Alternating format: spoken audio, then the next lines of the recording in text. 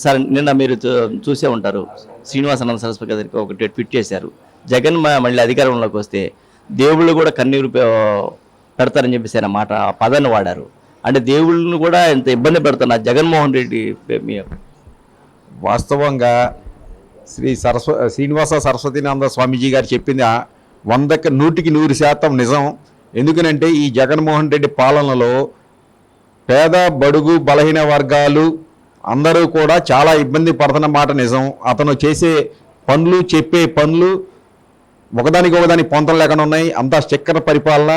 ఏదైతే కేంద్ర ప్రభుత్వం ఇస్తున్నటువంటి నిధులు తన నిధులుగా ప్రచారం చేసుకుంటూ రైతులకి ఇచ్చే సబ్సిడీ కానీ, అదేవిధంగా మన ఉచిత బియ్యం కానీ, అదేవిధంగా ఏది మన హెల్త్ సెంటర్లు ఇట్లా చూసుకుంటూ పోతే అన్నీ కూడా చక్కెర మాదిరిగా చేసుకుంటూ చక్కెర పరిపాలన చేస్తున్నారు. ముఖ్యంగా సరస్వతీనంద స్వామీజీ గారు చెప్పింది 50 సంవత్సరాలు హిందూ మతం వెనక్కి వెళ్ళిపోతుంది అన్నారు. దాని మీద ఈరోజు ఈ ఒక్క విషయమే కాదు, ఇవాళ రాష్ట్రంలో క్రైస్తవ మిషనరీలకి ఎక్కడ పడితే అక్కడ చర్చిలు కట్టుకోవడానికి స్థలాలు ఇచ్చిన మాట కానీ, ఫండ్స్ వచ్చిన మాట కానీ, అదేవిధంగా గత ప్రభుత్వంలో కానీ అంతకుముందు ప్రభుత్వంలో కానీ ఏదైనా సరే సెక్యులరిజం అని చెప్పేసి ఓట్ల రాజకీయాలు చేస్తూ ఇవాళ విజయవాడ బందర్ రోడ్లో ఉన్నటువంటి నిర్మల శిశు భవన్లో అక్కడ కార్యక్రమాలు అంత ఇదిగా జరగకపోయినా సరే 1000 గజాలు ఉచితంగా ఇచ్చి కార్పొరేషన్లో తీర్మానాలు చేసి ఏదైనా ఏ పార్టీ అయినా అవునండి ఇది హిందూ మతాలకు వ్యతిరేకంగా చేసుకుంటూ ఏదైతే ఆ నిర్మల్ శిశుభవన్ గృహప్రవేశానికి సతీ సమేతంగా ఇద్దరు కూడా ముఖ్యమంత్రి భార్య మణి గారు, ఇద్దరు భారతీ గారు కూడా వచ్చారు.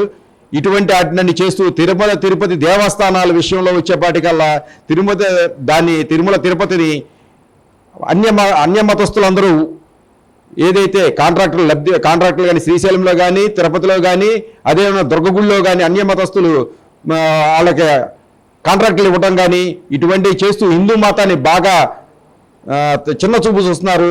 ఈ విషయంలో సరస్వతీనంద స్వామి గారు అన్నట్టుగా ఏదైతే మన అంతర్వేది రాముల వారి విగ్రహం కానీ, దుర్గగుడి సింహాలు కానీ, అదేవిధంగా చిన్న గుళ్ళు పగలగొట్టిని చాలా ఉన్నాయి. వీటన్నిటిని పట్టించుకోకుండా ఈ రోజు వరకు కూడా అక్కడ ఆంజనేయ స్వామి గుడి కట్టి తర్వాత విగ్రహ ప్రతిష్ఠ చేయకుండా పక్కన పెట్టేసినటువంటి ఘనత కూడా మన జగన్మోహన్ రెడ్డి గారికి చెందుతుందని చెప్పేసి ఈ విధంగా తెలియజేసుకుంటూ హిందువులందరూ ఐక్యంగా ఉండాలని చెప్పి మేము కోరుకుంటున్నాం.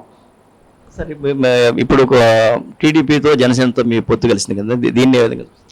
టీడీపీ జనసేన పొత్తు అండి, ఇది ప్రజల కోసం, ప్రజల బాగోగుల కోసం ప్లస్ రాష్ట్ర అభివృద్ధి కోసం పెట్టుకున్న పొత్తే కానీ ఇది రాజకీయంగా ఎటువంటి ఇది లేదు. అభివృద్ధి కావాలంటే మా మోడీ గారు చెప్పినట్టుగా డబుల్ ఇంజిన్ సర్కార్ కావాలన్నారు.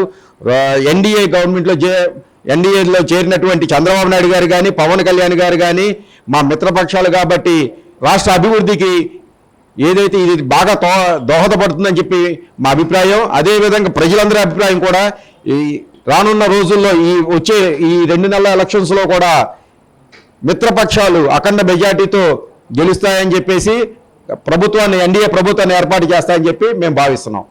ఎన్టీఆర్ జిల్లా బీజేపీ అధికార పార్టీ ప్రతినిధి గన్నవరపు శ్రీనివాసరావు గారితో ఇప్పుడు నిన్న ఏపీ సాధు పరిషత్ అధ్యక్షులు శ్రీనివాసానంద సరస్వతి గారు వ్యాఖ్యలపై కొద్దిగా ఆయన దగ్గర నుంచి వివరణ అడిగి తెలుసుకునే ప్రయత్నం చేద్దాం.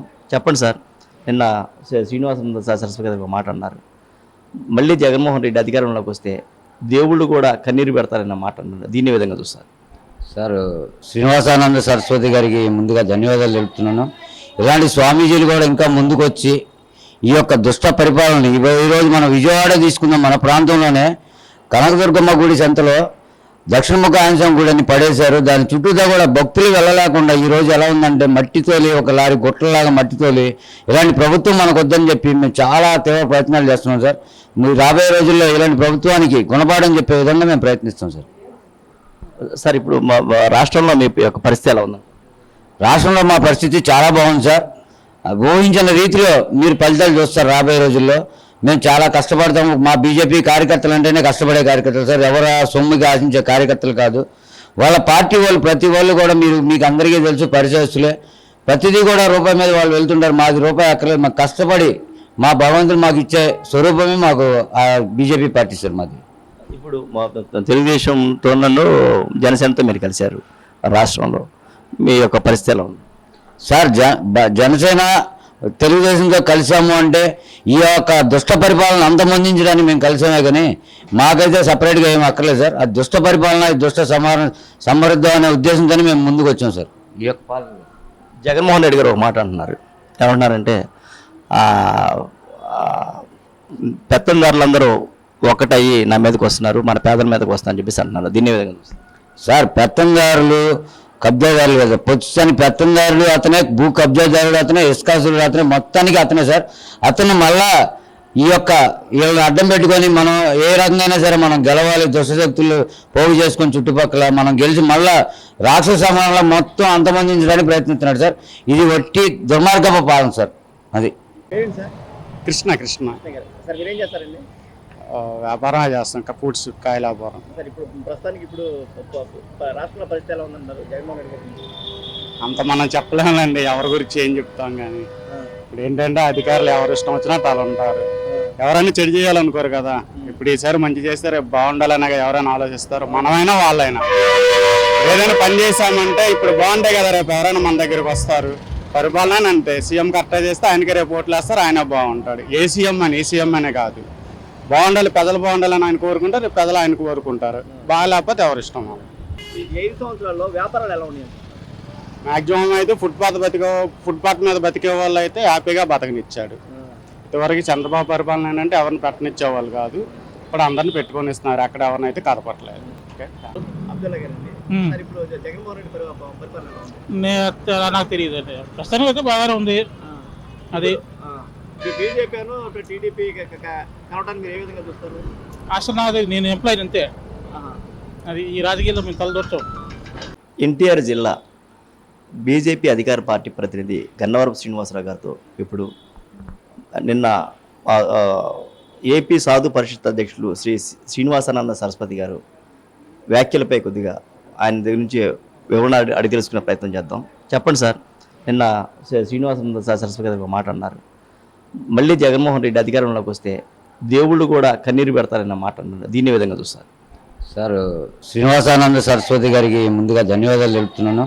ఇలాంటి స్వామీజీలు కూడా ఇంకా ముందుకు వచ్చి ఈ యొక్క దుష్ట పరిపాలన ఈరోజు మనం విజయవాడ తీసుకుందాం, మన ప్రాంతంలోనే కనకదుర్గమ్మ గుడి సంతలో దక్షిణముఖ ఆంజనేయ గుడి అని పడేశారు. దాని చుట్టూతా కూడా భక్తులు వెళ్ళలేకుండా ఈరోజు ఎలా ఉందంటే మట్టితోలి, ఒక లారీ గుట్టలాగా మట్టితోలి.